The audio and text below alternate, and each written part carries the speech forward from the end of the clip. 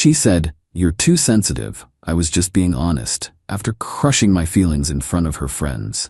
I said, "You're right, I am sensitive to disrespect," and left.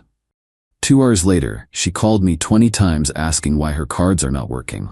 I, 27 male, was sitting at brunch with my girlfriend Tessa, 26, and her friends when she decided to publicly humiliate me. We'd been together for 3 years, living together for 1. It started innocently enough. Her friend Bree asked about our anniversary plans next month. I'd been excited about this, had secretly booked a weekend getaway to a vineyard she'd mentioned wanting to visit. "Oh, Colton's probably planning something super basic," Tessa laughed, sipping her mimosa. "Last year, he got me a handwritten letter. Like, cute, but I can't post a letter on Instagram, you know?" Her friends giggled. I felt my stomach tighten but stayed quiet. Bree: "Ah, that's actually sweet though." Tessa: "Sweet? Girl, I showed him the Cartier bracelet I wanted for months. He got me. Words on paper. I mean, at least try, right?" Morgan, another friend: "Men never listen. That's why I just buy myself nice things." "Exactly. Colton thinks cooking dinner at home is romantic. Sir, I can get pasta anywhere." They all laughed. I sat there remembering how she'd cried happy tears at that letter, how she'd said the homemade dinners were her favorite dates. "The vineyard weekend should be nice," I said quietly, deciding to reveal the surprise since she clearly wasn't appreciating anything anyway. Tessa rolled her eyes. "A vineyard? Babe, that's so predictable. Every basic couple does wine country." Bree looked uncomfortable. "I think that sounds lovely." "You would. Remember when Derek took you to that cabin? You thought that was romantic too." Now she was insulting her friend's relationship. Classic Tessa. Tear everyone down to build herself up. Morgan changed the subject, but Tessa wasn't done. She started listing my failures. How I wore the same boring clothes, how I played video games instead of taking her to clubs, how I saved money instead of living life, how I was too emotional about my mom's cancer diagnosis last year. That last one hit different. The table went quiet. "Tessa," Bree said softly. "That's kind of harsh." Tessa waved her hand.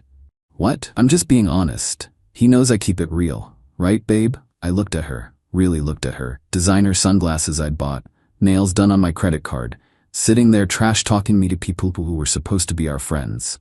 "You're absolutely right," I said, standing up. "You're just being honest." She smiled, thinking she'd won. "See? He gets it. And honestly," I continued, "you're being disrespectful, and I'm too sensitive to tolerate disrespect." Her smile faltered. "Babe, sit down, you're embarrassing yourself." "No, I'm removing myself from an embarrassing situation. Enjoy your brunch." I put cash on the table for my meal and walked out. Behind me, I heard Tessa laugh nervously. "He'll be back, he's just being dramatic." Narrator: He would not, in fact, be back. I went straight home and started evaluating our situation. See, Tessa had champagne taste on my beer budget salary. She worked part-time at a boutique, maybe brought in $1,200 a month. I made decent money as a software developer and somehow had become responsible for rent. Her car payment, she picked it, I paid. Her credit cards, authorized user on 3 of mine. Her phone bill, streaming services, pretty much everything except her shopping addiction. Time to fix that. First, called my credit card companies, removed her as authorized user on all 3 cards. Immediate effect. Second, logged into Verizon, removed her line from my plan. She could get her own. Third, changed all streaming passwords. Netflix, Hulu, HBO Max, Disney Plus, all of it. Fourth, went to the bank. She wasn't on my accounts, but I changed my login info just in case. Took maybe 45 minutes total. Then I sat back and waited. The first call came at 1:47 p.m. I was gaming with my buddy Kai when my phone started buzzing. "Tessa." I let it ring. The text started. "My card got declined at Sephora. What's going on? Hello? This isn't funny. Colton, pick up your phone now. 20 missed calls in an hour." Then her friend started. "Bree, hey, Tessa's freaking out. What happened?" Me. "She said I was too sensitive." Turns out she was right. Look, she was wrong for what she said, but nothing. I'm done subsidizing someone who disrespects me publicly. Morgan: You really canceled her cards over brunch conversation? I removed her from my cards, yes. That's financial abuse. No, financial abuse is using someone's money while publicly humiliating them. What I did is called boundaries. By 4 p.m., Tessa was home, stormed in like a hurricane. What did you do? Took your advice. I'm too sensitive, so I removed myself from situations that hurt my feelings. Like paying for someone who thinks I'm basic. You canceled my phone? I couldn't even Uber home. Bree had to pay. Sounds like you have a good friend there. Maybe don't insult her boyfriend next time. She was pacing now, designer heels clicking on the floor I paid for. You can't just cut me off. I have a facial appointment tomorrow. I have plans this weekend. Better figure that out then. I can't afford that. She stopped, caught herself admitting she couldn't afford her lifestyle. Can't afford what, Tessa? The lifestyle you mocked me for funding? Her face went through several emotions: anger, panic, calculation. Then she tried manipulation. Baby, I'm sorry. I was just joking around. You know how I get with the girls. I do know, that's the problem. I'll make it up to you. Tonight, whatever you want. What I want is for you to move out. Dead silence. You're taking me out? Over brunch? Over 3 years of disrespect that culminated at brunch. You have 30 days, legally required to give you that. Where am I supposed to go? That's not my sensitive, basic problem anymore. She stood there, mouth open, processing that I was serious. Then came the tears. But I'd seen this performance before. The tears that only came when her comfort was threatened, never when she hurt others. You're really doing this? After everything? After everything is exactly why I'm doing this. That was 3 hours ago. She's locked herself in the bedroom, calling everyone she knows. I can hear her spinning the story. I'm abusive, controlling, manipulative. Cut her off for no reason. But Bree was at that brunch. She heard everything. The truth has a way of coming out. My phone's been quiet for the last hour. She's probably realizing her shopping trip tomorrow isn't happening. Her weekend plans are canceled. Her whole lifestyle just went poof. And me? I'm sitting here, eating leftover pasta from one of those boring dinners she complained about, feeling lighter than I have in years. She was right about one thing. I am too sensitive to keep paying for my own disrespect. Update coming soon. Something tells me this is just the beginning. Update 1. 48 hours later. The entitlement escalation has been exactly what you'd expect from someone who just lost their meal ticket. Day 1. The reality check. The morning after, Tessa emerged from the bedroom dressed for work. Designer outfit, full face of makeup. Acted like nothing happened. I need gas money, she said, not looking at me. No. How am I supposed to get to work? The same way everyone else without a sugar daddy does. Figure it out. She slammed the door so hard the pictures shook. 20 minutes later, text started. Car won't start. Battery dead, I need AAA. Except I knew something she'd forgotten. I'd been paying for the AAA membership too. Canceled that along with everything else. Can't help you. Are you serious right now? She missed her shift. Her manager Diane called me. I was still her emergency contact. Told her Tessa no longer lived here and to please update their records. By that evening, Tessa went full victim mode on Instagram. Posted a series of stories. When you realize you were dating a narcissist. Financial abuse is real, ladies. Starting over from nothing, but at least I'm free. The comments were mixed. Her shallow friends bought it. But remember Bree? She'd apparently had enough. Bree commented, "Girl, you literally humiliated him at brunch for buying you handwritten letters instead of Cartier. This ain't it." Tessa deleted the comment. Bree posted her own story. When people rewrite history and you were literally there, with the eye roll emoji. The group chat imploded. Screenshots started surfacing. Turns out I wasn't Tessa's first victim. Her ex, Nathan, had gone through the same thing. Bree's boyfriend, Derek, reached out to me. "Bro, Nathan wants your number, says he's been waiting 3 years to watch karma catch up." The family intervention. Day 2, Tessa's mom, Paula, called me. We'd always been cool. "Colton, honey, what's going on? Tessa says you've gone crazy." "Did she tell you what happened at brunch?" "She said she made a little joke and you overreacted." I sent Paula screenshots of Tessa's greatest hits from our text history. Calling my promotion cute but asking when I'd make real money. Saying my dad's truck driver job was embarrassing. Complaining that my birthday gift to her was only $500. Paula was quiet for a long moment. I didn't raise her to be this way. I know Paula. She's always been materialistic, but this is cruel. That's why I'm done. Paula sighed. I understand. I'll talk to her about coming home. Tessa panicked about the 30-day notice and started hunting for roommates on Facebook. Posted in every group. Urgent. Professional female seeking roommate in upscale area. Must be clean, quiet, and respectful. No drama. The responses were hilarious. What's your budget? Negotiable, aka broke. Do you have first, last / deposit? Payment plans available? Definitely broke. What do you do for work? Fashion retail specialist, part-time at Forever 21. Someone recognized her from her financial abuse posts and commented, "Didn't you just post about starting over from nothing? How you gonna pay rent?" Post deleted within minutes. This is where it gets wild. By evening of day 2, Tessa was already soft launching a new relationship. Posted a mysterious man's hand holding a coffee cup. Sometimes angels come when you need them most. The hand had a distinctive tattoo. My buddy Kai recognized it immediately. Yo bro, that's Tyler from the gym. Dude's a personal trainer who lives with 4 roommates and drives a 2003 Honda. She went from software developer to struggling personal trainer in 48 hours. The math wasn't mathing. Here's what Tessa didn't realize. I'd been building her credit for 2 years. She was an authorized user on my cards, never missed a payment because I handled everything. Her score was decent purely because of me. She applied for her own credit card, denied. Applied for a phone plan, needed a $400 deposit she didn't have. Tried to finance a laptop, denied. Welcome to the real world where credit scores matter and Instagram followers don't pay bills. The desperation texts. Last night from a friend's phone. Colton, please. I know I messed up. I was showing off for my friends. You know the real me. The girl who cried at your letter, who loves your cooking. Please don't throw us away. I'll go to therapy. I'll apologize publicly. I'll do anything. I love you. Then an hour later, when I didn't respond, fine, be petty. You'll regret this when I'm successful and you're still basic. The whiplash gave me whiplash. The work drama. Remember Diane, her manager, called me again today. I'm sorry to bother you, but Tessa listed you as a reference for an apartment. What should I say? The truth. She lived here rent-free for a year and contributed nothing financially. Oh my, that's not what she told them.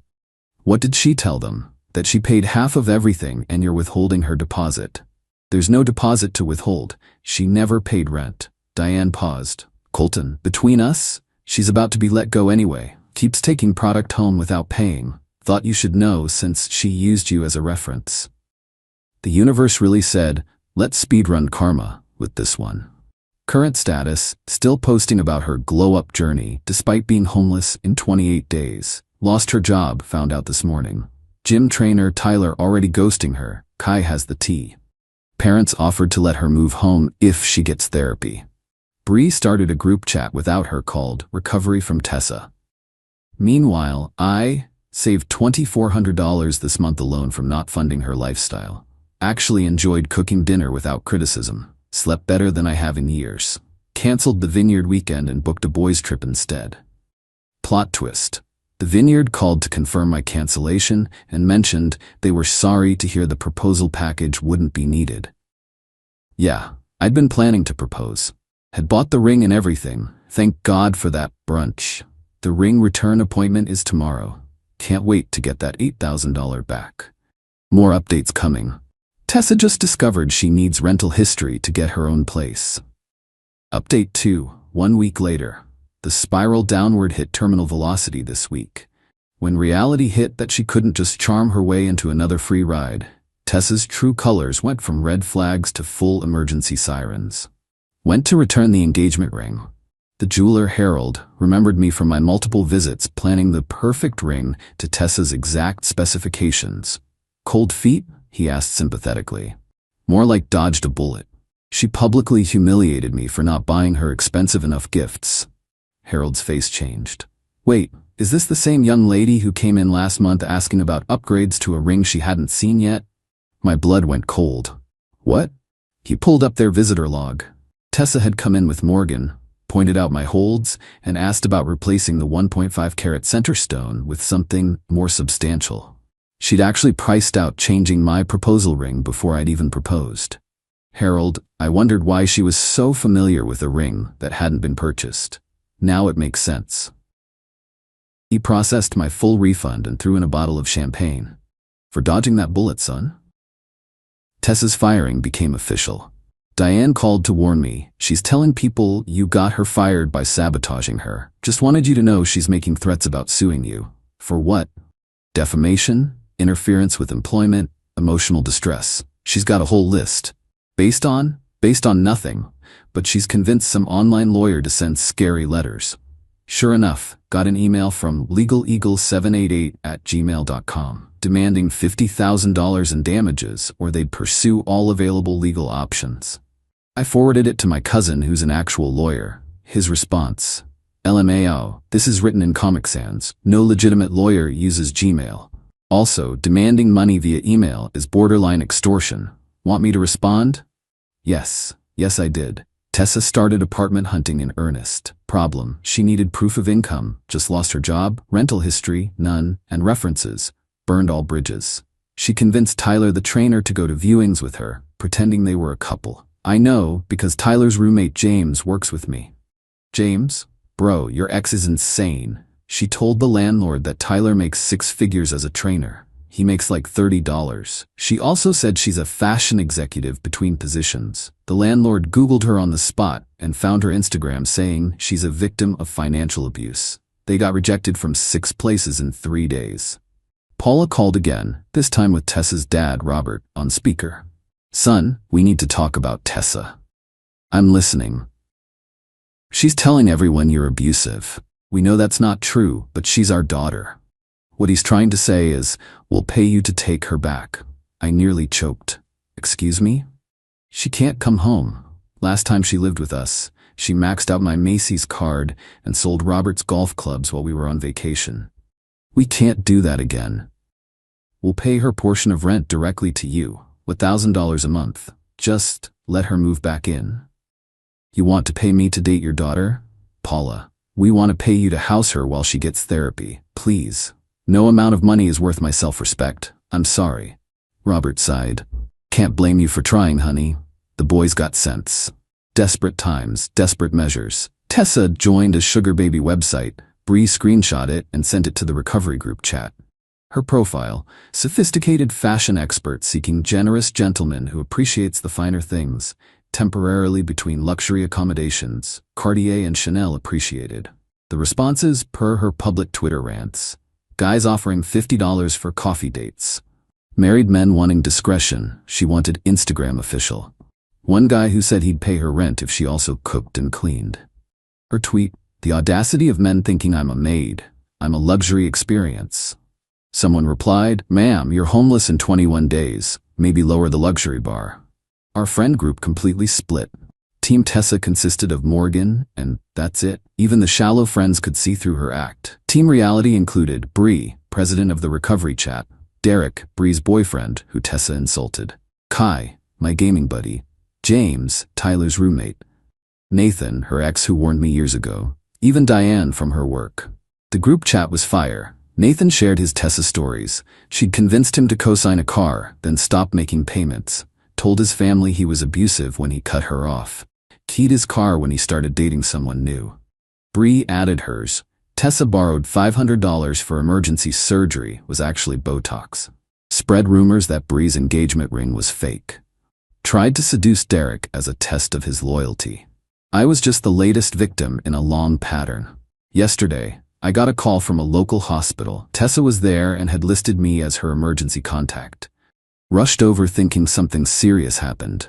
Found her in the ER, getting treated for a panic attack. When she saw me, she immediately perked up. Baby, you came. I knew you still cared. The hospital called. What happened? I've been so stressed without you. The doctor says I need stability in my life. This separation is literally killing me. The doctor looked tired. Ma'am, you had a panic attack. You're not dying, but I could die from stress. Colton, please, I need you. I turned to the doctor. Is she medically cleared? Yes, she's fine to leave. Great. Please remove me as her emergency contact. Left her there. She had to call Morgan for a ride. Morgan, who drives a 2005 Corolla and couldn't afford the gas to come get her. As of today, 21 days until she's out. 0 job prospects. The Google lawyer scared off employers. 0 apartments approved. $73 in her bank account. overdraft fees. One remaining friend, Morgan, barely. 47 unread texts to me from various numbers. One restraining order paperwork started, by me. Meanwhile, I'm thriving, paid off my credit card with the ring refund, booked an international trip with the money I'm saving, started therapy to process why I accepted this treatment, joined a cooking class, turns out my basic cooking just needed appreciation, downloaded dating apps but taking it slow. The best part? Ran into Harold, the jeweler, at a coffee shop. He was with his daughter, who's a lawyer, a real lawyer. She offered to handle Tessa's legal threats pro bono just for the entertainment value. Anyone who tries to upgrade an engagement ring before receiving it deserves whatever karma delivers, she said. Final update coming soon. Tessa has 2 weeks to find somewhere to live, and Tyler just started dating someone new. Final update. 1 month later. The last 2 weeks were a masterclass in what happens when an entitled person faces actual consequences for the first time in their life.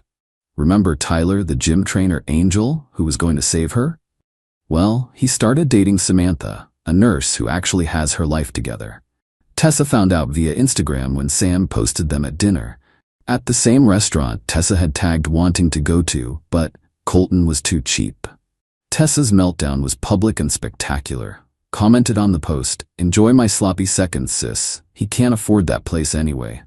Sam responded, "I paid, because I have a job, and he's nobody's seconds, you never even dated. He told me everything." Plot twist. Tyler had screenshot everything. Tessa sliding into his DMs talking about her abusive ex, me, while simultaneously begging him to pretend to be her boyfriend for apartment viewings. He'd sent them all to Sam as a warning. Tyler himself commented, "You asked me to lie to landlords. When I said no, you called me a broke loser. Please stop telling people we dated." The post went mini viral in our city. Tessa deleted her account within hours. With 1 week left, Tessa still had nowhere to go. Her parents held firm on therapy first. Morgan's couch was off limits after Tessa called her poor and pathetic, and even the sketchy Craigslist rooms wanted first month plus deposit. She tried one last manipulation, showed up with a U-Haul and 8 random people. "These are my friends here to help me move," she announced. I recognized none of them. Turns out she'd hired day laborers from outside Home Depot, told them it was her apartment, and she needed help reclaiming her belongings. "Tessa, none of this is yours. We live together. Half of everything is mine." "Name one thing you purchased." She looked around frantically, pointed at the TV. "That TV. Best Buy receipt from 2021 says otherwise. The couch. IKEA delivery to my name paid with my card. The dishes. Wedding gift from my aunt." The workers looked uncomfortable. One older guy stepped forward. "Ma'am, you said this was your place and your ex wouldn't leave." "It is my place. He's stealing from me." I showed him the lease. My name only. His whole crew left immediately, but not before one muttered crazy in Spanish. Tessa had prepaid them $200 she didn't have. Bounce check incoming. She called the cops. Again. This time claiming domestic violence and theft. 2 officers showed up, already looking tired. "Sir, we need to ask you some questions." "Sure, here's the lease, here's the 30-day notice I gave her, here's documentation of all my belongings, and here's my lawyer's card." They reviewed everything, then turned to Tessa. "Ma'am, filing a false police report is a crime. It's not false, he's abusing me, he took away my whole life." "Did he hit you?" "No, but..." "Threaten you?" "No, but..." "Did he remove you from his credit cards and phone plan?" "Yes, that's financial abuse." The older cop sighed. "Ma'am, that's not abuse. That's called breaking up. You need to leave now or we'll arrest you for trespassing." She left, but not before screaming that I'd regret this and she'd ruin my life. With 48 hours left, Tessa finally found a place. Some sketchy weekly rental that definitely wasn't legal. Cash only, no questions asked. Perfect for someone with no job, no credit, and no references. She showed up with Morgan and Morgan's boyfriend to get her stuff. Except, what stuff? "Where are my things?" she demanded. "What things? Everything here is mine. My clothes, my shoes, my makeup." "Oh, that stuff? It's in storage unit 247. Here's the key. You have 30 days to get it." "Storage? You put my belongings in storage? I legally stored abandoned property. You're welcome." The storage place was 40 minutes away. The unit was $50 a month. She had negative money. Morgan's boyfriend looked at me with respect. Bro, that's cold. Then to Morgan, take notes. This is what happens when you date entitled people. Morgan dumped him on the spot. Tessa now had no ride to the storage unit, created a new Instagram just to post one last shot at me. A long caption about narcissistic exes and surviving abuse with a selfie in her new room. Eagle-eyed followers noticed, mattress on the floor, water stains on the ceiling, bars on the windows, what looked suspiciously like roaches in the background. Comments were brutal, from penthouse to trap house. This what happens when you fumble a software developer. Shoulda appreciated those handwritten letters. But the killing blow came from Nathan, her ex before me. Fun fact, she did this exact same thing to me 3 years ago. Called me basic, publicly humiliated me, then cried abuse when I left. Some people never learn. Congrats on your freedom, @ColtonTech. I didn't respond, just liked his comment. Last week, ran into Bree and Derek at a restaurant. They were at the same brunch spot where everything went down, invited me to join them. How are you doing? Bree asked, genuinely concerned. Best I've been in years, honestly. We feel so bad. We should have said something sooner about how she treated you. You said something when it mattered. That's enough. Derek raised his glass. To dodging bullets and recognizing red flags. We toasted. Then Bree showed me something on her phone. Tessa had applied to work at the boutique Bree manages. She listed you as a reference again. Bree laughed. The audacity. What'd you tell them? The truth. That she publicly humiliated her boyfriend for not buying expensive gifts while he was secretly planning to propose. They were unimpressed. As of today, 1 month later, Tessa, living in a sketchy weekly rental with 3 roommates she met on Craigslist. Working at a call center, only job that didn't check references. Posted about starting a lifestyle coaching business, 0 clients. Her storage unit got auctioned, she never paid. Begging Morgan for money daily, Morgan blocked her. DMing random men on Instagram asking them to invest in her potential. Me, thriving in my peaceful drama-free apartment. Started dating Lauren, a teacher who thinks handwritten letters are romantic. Got another promotion, turns out I work better without constant criticism. Took that international trip, solo, loved it. In therapy, working on why I accepted poor treatment for so long. Genuinely happy for the first time in years. Yesterday, from yet another new number. Colton, I know you hate me, but I need you to know I'm sorry. I didn't appreciate what I had. You were the best thing in my life, and I destroyed it for Instagram likes and fake friends. I'm in therapy now, court-ordered after the false police report. I see how toxic I was. I don't expect forgiveness. I just wanted you to know I understand now. You deserved better. I didn't respond, but I did notice she sent it from a flip phone. Guess the iPhone got cut off too. Bree sent me a screenshot last night. Tessa had messaged her. Can you ask Colton if he still has that handwritten letter? I want to remember when someone actually loved me. The audacity. The letter she mocked publicly. The letter that represented everything she called basic and unpostable. I still have it. Framed in my closet, actually. A reminder of who I was before I lost myself trying to be enough for someone who didn't value authentic love. But she'll never know that. Lessons learned. 1. When someone publicly disrespects you, believe that's who they are. 2. Keeping it real is usually code for I have no filter or empathy. 3. Financial abuse isn't removing someone from your accounts. 4. The right person will appreciate your efforts, not mock them. 5. Sometimes the best revenge is just letting someone experience life without your support. To everyone who said I was too harsh, where would I be if I'd stayed? Engaged to someone who priced out upgrades to a ring she hadn't received yet. Married to someone who thought my dying mother was too emotional. Lauren and I are cooking dinner together tonight. She says my pasta is restaurant quality. Doesn't need to post it on Instagram, just appreciates sharing a meal with someone who respects her. That's growth. That's peace. That's what I should have always demanded. Thanks for following this journey, Reddit. Remember, you're not too sensitive for demanding respect. You're just with the wrong person. Now, if you'll excuse me, I have a reservation at a nice restaurant with someone who won't call it basic just because it's not Michelin starred. Life's good when you stop funding your own disrespect.